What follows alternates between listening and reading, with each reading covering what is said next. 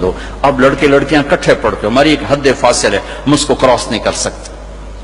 Girl friend boy friend یہ Europe کا culture ہے جس نے نہ عورت کو عورت چھوڑا، نہ مرد کو مرد چھوڑا. نہ وہ خامند ہے، نہ باپ ہے، نہ بیٹا ہے، نہ بھائی ہے. وہ عورت نہ بیوی ہے، نہ ماں ہے، نہ بہن ہے، کچھ بھی نہیں ہے. وہ ٹیشو پیپر ہے، استعمال کر کے پھینک دیا جاتا ہے.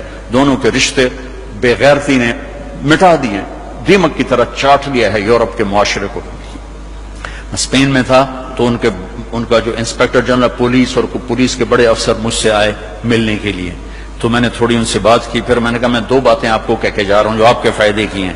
ایک، میں دیکھ رہا ہوں آپ کا فیملی سسٹم ٹوٹ چکا ہے، اس سے آپ کی نسل تباہ ہو جائے گی.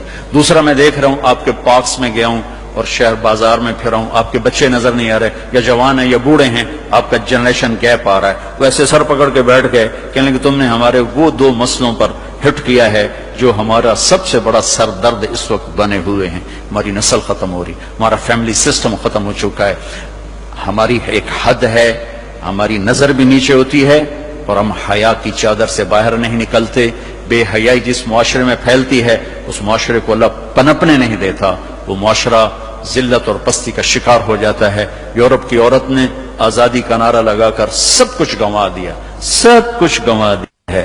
نہ ماں کی نسبت، نہ بیوی کی نسبت، نہ بہن کی نسبت، نہ بیٹی کی نسبت، کچھ اس کے ہاتھ میں نہیں ہے. اور وہاں کا معاشرہ انتہائی دکھی ترین معاشرہ ہے.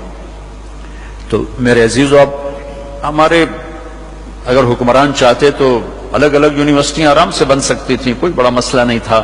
لیکن شاید کسی کو بھی یہ شعور نہیں ہے کہ میرے اللہ نے کتنی احتیاط کے ساتھ عورت کو عزت دی ہے اور اس کی عزت کی حفاظت کے لیے کیا کیا قانون بنائے ہیں، کیا کیا اس کے لیے خوبصورت طرز زندگی عطا فرمایا ہے. لیکن ہم یورپ کے پیچھے پاگلوں کی طرح بھاگ رہے ہیں اور اس کو ہم اپنی زندگی سمجھ رہے ہیں. ایک اس موبائل نے فحاشی کو بہت زیادہ دیا ہے، بہت زیادہ پروموٹ کیا. اس سے آپ اپنی فائدے کی چیز اٹھاؤ لیکن اپنے اخلاق کو برباد نہ کرو، اپنی آنکھوں کو برباد نہ کرو.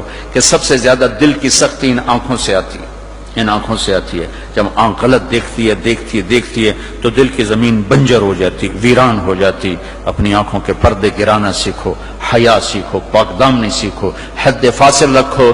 اللہ تعالیٰ نے ہم خود تراشتے ہیں منازل کے سنگ میل. ہم وہ نہیں ہیں جن کو زمانہ بنا گیا. ہماری تہذیب ہے، ہماری ثقافت ہے، ہمارا بیٹی کا مقام ہے، بیوی کا مقام ہے، بہن کا مقام ہے، ماں کا ایک مقام ہے. ہمارے ہاں رشتوں کی قدر ہے.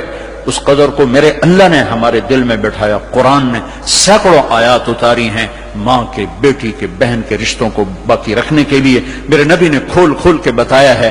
تو میرے عزیزو، وہ بیریئر کراس نہ کرو ورنہ حسرت کے سوا کچھ نہیں ملے گا، ہلاکت اور تباہی اور بربادی کے سوا کچھ نہیں ملے گا. وہاں کانٹوں کے سوا کچھ نہیں ہے.